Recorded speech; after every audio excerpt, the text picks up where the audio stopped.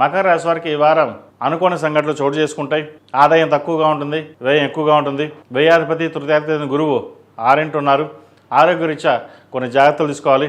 అదేవిధంగా షష్టమాధిపతి భాగ్యాధిపతి అయిన బుధుడు ద్వితీయంలో ఉన్నారు.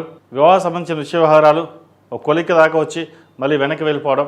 అదేవిధంగా ప్రేమ వివాహాలకు సంబంధించిన విషయ వ్యవహారాల్లో జాగ్రత్త వహించడం చెప్పదగినది, లేకపోతే ఇబ్బందులు ఉండే అవకాశం గోచరిస్తుంది.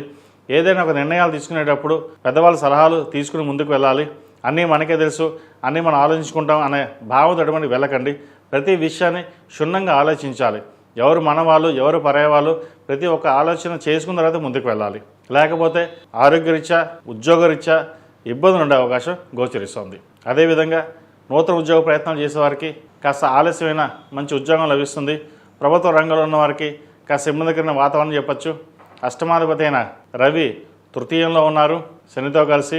దూర ప్రాంత ప్రయాణాల్లో కొన్ని జాగ్రత్తలు తీసుకోవాలి. సహోదరి మధ్య, తల్లిదండ్రుల మధ్య విభేదాలు రాకుండా చూసుకోవడం చెప్పదగిన సూచన.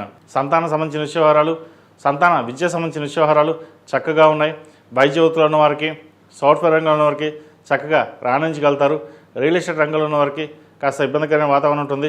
చేదాకా వచ్చిన కాంట్రాక్టులు చేజారిపోతాయి. అదేవిధంగా ప్రభుత్వ రంగంలో ఉన్న వారికి కాస్త గడ్డుకాలం అని చెప్పచ్చు. మీ పైన అధికారుల వల్ల ఇబ్బంది ఉండే అవకాశం గోచరిస్తోంది. స్పెక్యులేషన్స్కి దూరంగా ఉండడం చెప్పదగిన సూచన. ఈ రాశిలో జన్మించిన స్త్రీలకు వృత్తి ఉద్యోగాల పరంగా, వ్యాపార పరంగా చాలా కలుసుబాటుతనంగా ఉంటుంది. వ్యాపార వృద్ధి చక్కగా ఉంటుంది. మీ చేసే సాంస్కృతిక కార్యక్రమాలు కావచ్చు, సంఘ సేవలు కావచ్చు, పేరుపై ఖాతాలు లభిస్తాయి. నలుగురిలోనూ మీరు చేసే కార్యక్రమాలు ఏవైతే ఉన్నాయో అందరూ మెచ్చుకోలుగా ఉంటుంది. ఏదైనా సరే కష్టపడాలి, మనం ఎవరికి అన్యాయం చేయకూడదు, మన పని మనం చేసుకోవాలనే భావంతో మీరు ఉంటారు. అయితే ఎన్ని రకాలుగా ఉన్నా సరే ఎవరో ఒకరు ఇబ్బంది పెట్టే రకంగా గ్రహగతులు గోచరిస్తుంది. అవన్నీ పట్టించుకోకుండా దైవానుగ్రహం మీద భారం వేసి దేవుడి మీద నమ్ముకుని మీ పని మీరు చేయండి.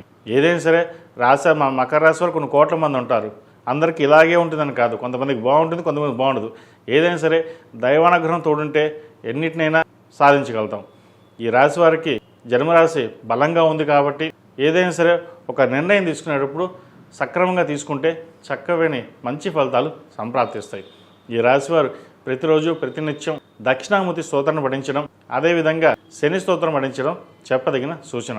ప్రతిరోజు ప్రతినిత్యం ఓం నమస్తే ఒత్తులతో నువ్వుల నూనె పోసి దీపారాధన చేయండి, మంచి ఫలితాలు సంప్రాప్తిస్తాయి.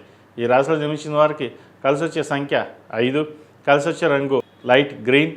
ఏదైనా పని మీద బయటికి వెళ్ళినప్పుడు సోమవారం కానీ శుక్రవారం కానీ వెళ్ళండి, మంచి ఫలితాలు సంప్రాప్తిస్తాయి. ఈ పూజస్టోర్.in పసుపు కుంకుమ నుంచి దేవత విగ్రహాల దాకా అన్ని రకాల పూజలు, వ్రతాలు, గృహప్రవేశం, హోమాది శుభకార్యాలకు కావలసిన పూజా సామాగ్రి అంతా ఒక్కొక్క క్లిక్ తోనే మీ ఇంటి వద్దనే పొందండి. ఈ పూజస్టోర్.in